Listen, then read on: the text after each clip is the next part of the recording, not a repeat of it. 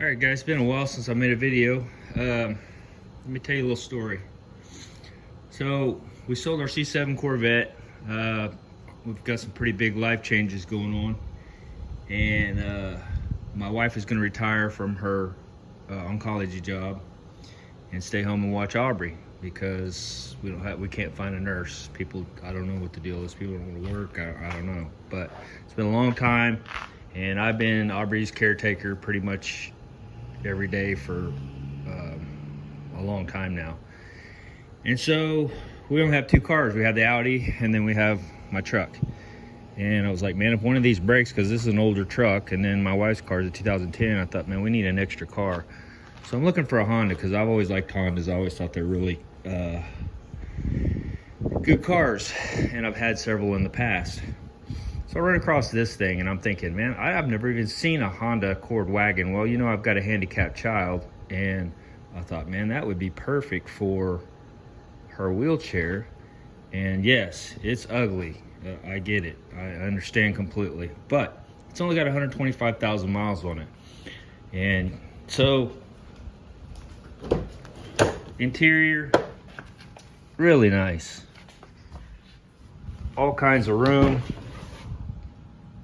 Drives nice, runs nice, no lights on. I had to put a rear caliper on it. Bought new struts for the back so the hatch here would open. And you can see her wheelchair fits in there perfectly. And so this is gonna work great, gets good gas mileage. Yes, it's ugly, but I don't care. So, yeah, we've had all the nice cars, the Z06s, the Corvettes, all the stuff. I'm over it. That's awesome, but I need something that will get me and my little girl around, good gas mileage, and doesn't cost a lot, paid off, that type of deal. So, another story on this, and this is probably the major reason I bought this car. Not just because I've never seen Honda wagons, like they're so rare, it's just insane. You guys probably, I would venture to say most of you haven't probably seen a Honda station wagon. This is a Accord EX station wagon.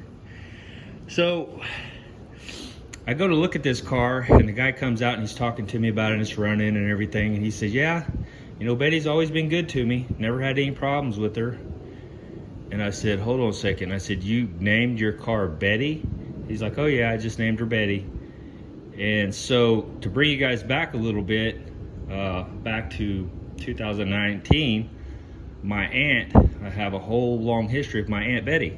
And she passed since then, but I took care of her the last day of her life. I was her power of attorney, took care of all of her finances, everything, all the way up until she died. Well, when he said, Betty's been good to me, never had any problems, it's like, okay, this is like meant to be.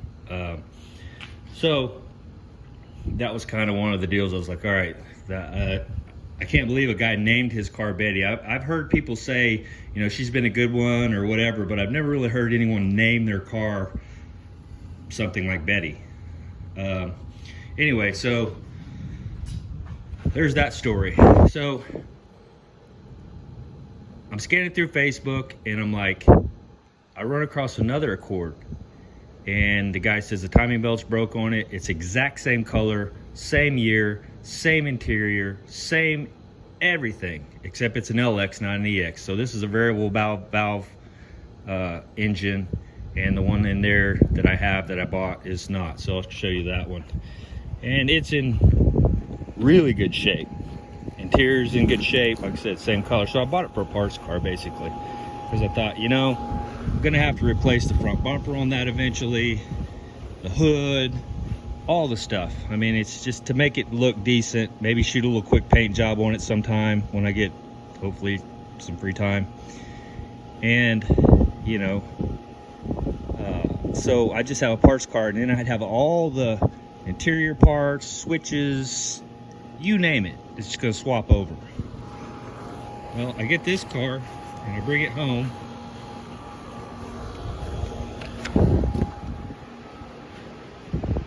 And so it's not a wagon, it's just a sedan. But I get to looking at it,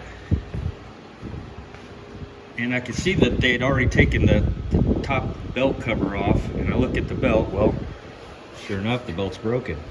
Well, these are interference engines, so when the belts break, they usually run valves into the pistons. So I thought it's probably junk, and so why bother? Why mess with it? I'll just use it as a parts car, because like I said, I mean, it's really in pretty dang good shape. And again, on this interior, it's the same. It's just beautiful. It's like identical. And for 600 bucks, it's like, man, I mean, I can't buy a front bumper, doors, all that stuff that I might need for that one, plus all the interior parts and gauges and you name it. Anything's gonna switch over. So I thought, well, 600 bucks, I can't even buy a front bumper, rear bumper, and a couple fenders. So I bought the whole car. So looking at the timing belt, and I'm looking at it, and I'm just like, man, this is pretty clean.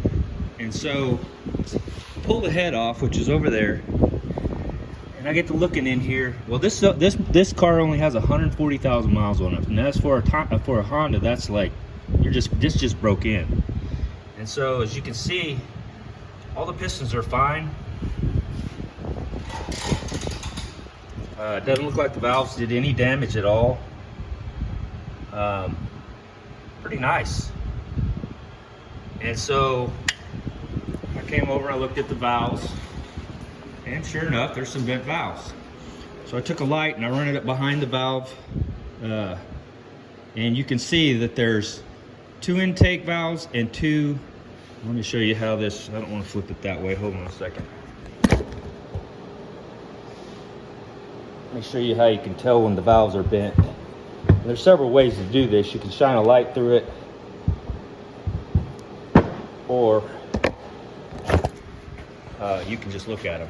So when the valves are seated, you can see they're seated real good here. All these are seated. So this valve is bent, this valve is bent, this valve is bent, and this valve is bent. So I have 2 intakes and 2 exhaust valves that are bent. The rest of these valves are good and seated. So I took a light, shined up inside the exhaust ports, and basically, or actually I put the light under here and looked through the exhaust ports, and you could see only these 4 valves are bent. So, and they actually look pretty good. And so I'm like, man, so I checked the flatness of it. I couldn't get a 1.0, let's see, be 1,500 feeler gauge. I couldn't get underneath this with a flat edge. So this is flat. And it looks really clean. And I'm like, man, if I could just fix this head, put it back on there with the new timing belt, water pump and stuff, man, I've got another full car for 600 bucks. Well, plus the parts and stuff that I'm gonna have in this with the head gaskets and everything. So yeah, I bought a few little tools to compress the valve springs and take all that stuff off. I'm going to grind my own valves by hand with the little tool that they have. I got new valves coming for these, but I'm going to ground these seats. I don't know if I'm going to take all the valve seats out or not, or all the valves out to grind all of them. I probably should. I'm not sure if I will.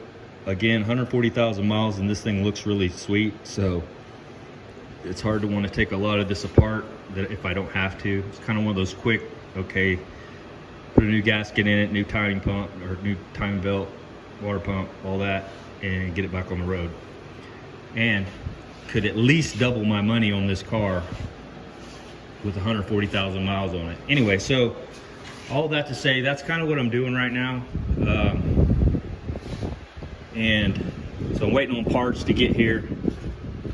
And for just a few $100s, really, say a few, it's a little more than that, but I've got everything that I need to put this back together. So at the end of the day, I'm gonna have less than $1,000 in a car with 140,000 miles on it, and I'll know what I've got. So that's kind of what I'm doing right now. I have played with this a little bit. I've got some issues going on with the rod, that I can't get it lined up just right with the arm, I forgot what the arm's called. Anyway, the throwout bearing arm. Anyway, that's turned into something else. Had a buddy come over, we messed with it and figured out it's just not going to line up right, and so I'm going to have to figure out something else for it. So it's kind of one of those deals. But right now I don't have anyone to watch my little girl, so when my wife actually retires October 21st, then I'll be able to come out here a whole lot more. I've actually been bringing her out here with me some to do this, but I thought I'd make a quick video. I don't know how quick this will be. It's actually 10 minutes now.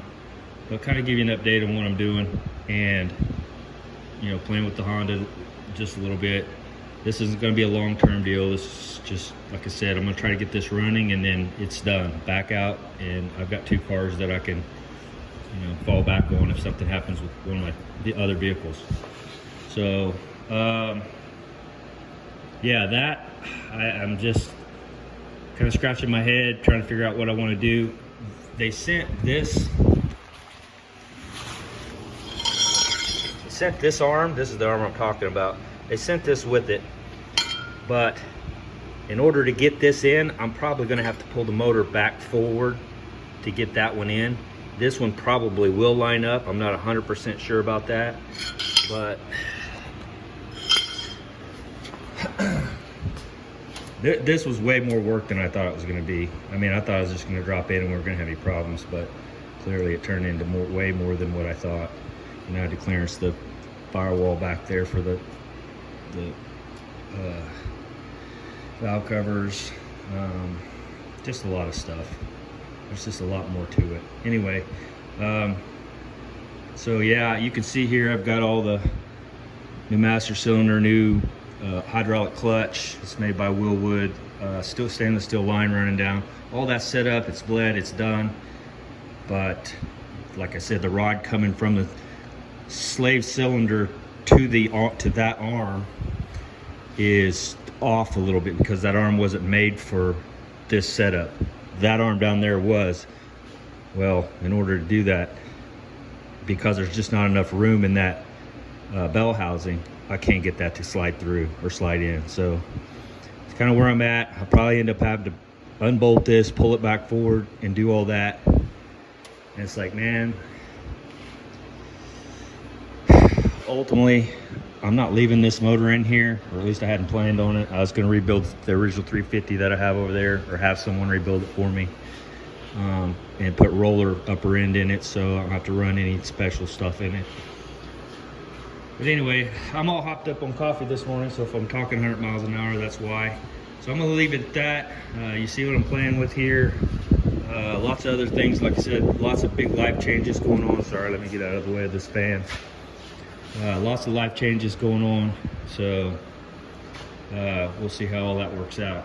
But as far as I can see right now, once I get this stuff done, I may end up just pushing this out of the way, but we will be getting back on the Camaro because you guys know that I ordered, cost dang near $10,000 for a front subframe. So that's definitely going to be in the future. Get back on that car. And so that's where I'm at. So I hope you guys are having a good one. Hope the COVID is staying at bay for you guys. We've been good here. And so we've got quite a few firefighters on the job that have it and have actually been hospitalized and pretty sick with it. So you guys be careful, and we'll talk to you next time. See you.